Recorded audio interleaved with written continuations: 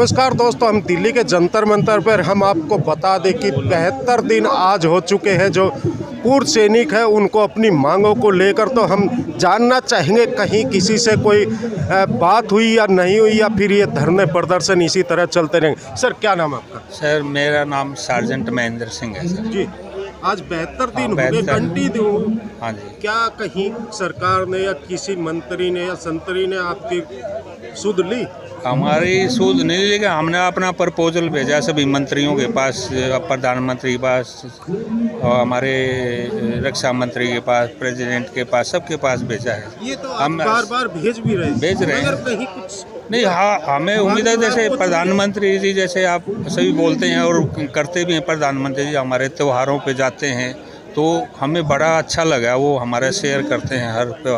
और हमारे ORP प्रधानमंत्री जी जाते हैं सैनिकों के बीच में, वो अच्छा लग रहा है। अच्छा लगा। अगर दिल्ली के जंतर मंतर पे जो नहीं, वो उसी कड़ी में मैं बता रहा हूँ आपको, क्योंकि अब हमें कुछ हमारी अनोमलीज हैं और वो संवैधानिक तरीके से हमारी डिमांड है, तो प्रधानमंत्री से हमें बहुत उम्मीद है वो भी हमारी अनोमलीज है वो भी पूरी करेंगे। क्या डिमांड आप लोगों की? हमारी MSP है, हमें बार बार दिया है, वीर नारी का है, पेंशन है हमारी, जो 6ठे 7वें पे कमीशन के बाद जो कमियां रह गई थी वो पूरी करने के लिए हम उम्मीद है। वही सरकार तो कहती है कि हमने मांगे हम वो कर दिए हैं, लेकिन जो वही हमारी रिक्वेस्ट है, इसमें आप कमेटी वगैरह बैठाओ, उसमें जो त्रुटियां हैं उनको पूरी करने के लिए। त्रुटियां वो बताया है ना, हमारा MSP के रिगार्डिंग MSP है हमारी, पेंशन सैनिक है जो अधिकारी है, हाँ उनकी उसमें कुछ नहीं, अधिकारी वो जो डिजर्व करते हैं वो अपना ले लेते हैं, लेकिन हम जो डिजर्व करते हैं हमें नहीं मिला है, उसमें कमियां हैं। वो उम्मीद है हमें सरकार ने, हो सकता है हमारे जो सबसे हम प्रपोजल भेज रहे हैं, सरकार से रिक्वेस्ट कर रहे हैं, तो उस पर उसका कमेटी या मीटिंग बिठा रखी होगी प्रधानमंत्री या सरकार ने, और उम्मीद करते हैं हमारे जरूर करेंगे। यानी कि उम्मीद पे ही बिल्कुल 100%। और वो हमारी नाजायज नहीं है, जायज है, संवैधानिक तरीके से हमें वो बस ये है। जी सर, आप कहाँ से आए? मैं अमृतसर से आया हूँ, साबका सैनिक संघर्ष कमेटी जिला प्रधान अमृतसर नायक तस्वीर सिंह। हम आप लोगों की मेन मांग किससे है?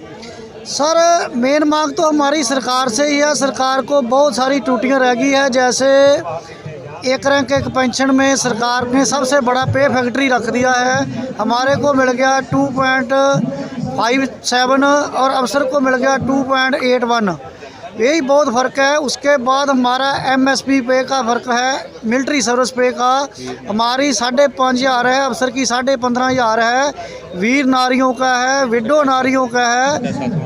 उसके बाद ये भेदभाव किसने किया? ये भेदभाव जो पहले जो धरने प्रदर्शन चले, जो मांगे चली, उनमें भी आप लोग आगे बढ़ के कार्य कर रहे थे हर चीज़ में, मगर अब जब वो चीज़ सरकार ने दी उसमें फिर अंतर क्यों आया? हमारे जो जवान थे, जो हमारा जो जनरल सुखबीर था ना, उसने सबसे बड़ी गद्दारी की। वो बोलता था मेरे जवान, मेरे JCO, मेरे जवान, मैं इनके लिए लड़ रहा हूँ। पर अब बिल्ली थैले से बाहर आ गई है, जवानों को JCO को कुछ नहीं मिला, फिर अलग धरना प्रदर्शन। हम तो उस टाइम भी अलग थे, पर जो कोई JCO जहाँ और थे ना, उनको ये था कि हमारी लड़ाई अफसर ही लड़ सकता है, इसीलिए हम अब लड़ाई हम अपनी लग की है, अपनी स्टेज है, अपना ही मैक है। पहली बार इतिहास में हुआ है, जवानों की स्टेज है, जवानों का मैक है। ECS में भेदभाव है, 1,000 हमारा जाता है, 1,000 अफसर का जाता है, उनको लग मिलते हैं कमरे, हमारे को वार्ड दी जाती है। कंटीन में बहुत मतभेद है, हमको एक बार गाड़ी मिलती है, उनको 8 साल के बाद गाड़ी मिलती है, बहुत ज़्यादा भेदभाव है। अच्छा, जब पहले धरने प्रदर्शन थे अधिकारियों के साथ आप थे, मगर अब भी अधिकारी आते मगर उनको आप अपने मंच पे नहीं आने देते, इसका क्या कारण? हमने उनको इसीलिए मंच पे नहीं आते भी एक बार धोखा खा लिया, 2 बार धोखा खा लिया, बार बार धोखा नहीं खाया जाता। हमने तो उनको बोला है कि सरकार से आपने लड़ना है तो खुद लड़ो, अपनी यूनियन लग बनाओ। उनकी सिर्फ गिनती 3% है, हमारी 97% गिनती है, हमारी ज़्यादा है। हमारी डिफेंस मिनिस्टर राजनाथ से मीटिंग हुई थी, उन्होंने कहा था आपकी जनसंख्या कहाँ है।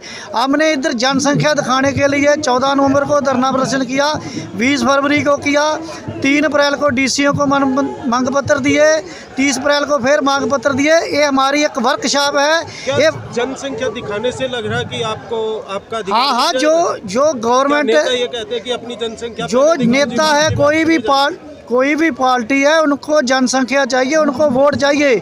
अगर एक फौजी है ना, जहाँ मन में 10 फौजी खड़े हैं, हमारे एक फौजी के पीछे 500 वोट है।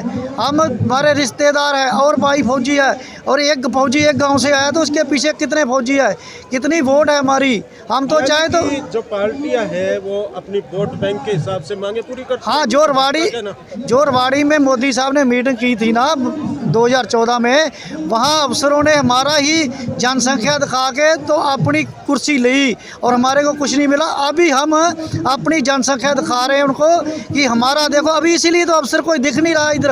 अभी कहाँ गया जनरल सतबीर? कोई भी अफसर आके ये बोल दे कि मेरे जवानों के साथ धक्का हुआ है, मेरे जवानों के साथ परेशानी हुई, अगर वो सच्चे हैं तो आके हमारे साथ बात क्यों नहीं करते? मैंने तो उनको ये भी बोला है, आपका टाइम, आपकी जगह, आप जहाँ मर्जी मेरे साथ बहस कर सकते हो। अगर मैं झूठा हूँगा तो 100 छित्र मेरे सिर पे मारने, अगर आप सच्चे हो गए तो आप झूठे हो गए तो 100 छित्र मैं आपके सिर में मारूंगा नाम के तौर पे। जी, तो यहाँ पे हमने जो बात की है वही मांगे चल रही है। सरकार से उम्मीद है, प्रधानमंत्री से उम्मीद है कि एक न एक दिन हमारी मांगे पूरी होगी। और जिस तरह अभी बताया गया कि सरकार भी जनसंख्या देखती है, तो सैनिकों ने अपनी जनसंख्या भी दिखाई, लेटर के द्वारा भी, वैसे धरने प्रदर्शन के द्वारा भी अपनी जनसंख्या दिखाई। जो पूर्व सैनिक है, अधिकारी नहीं, पूर्व सैनिक है, वे अपनी जनसंख्या दिखा रहे सरकार को। और जो भेदभाव हुआ उसमें कार्रवाई चाह रहे कि इसमें जल्द से जल्द कार्रवाई हो, जिससे कि सभी को समान वेतन, भत्ते, जो इनकी मांगे वो जल्द पूरी हो। हर खबर से आज़ाद तोमर।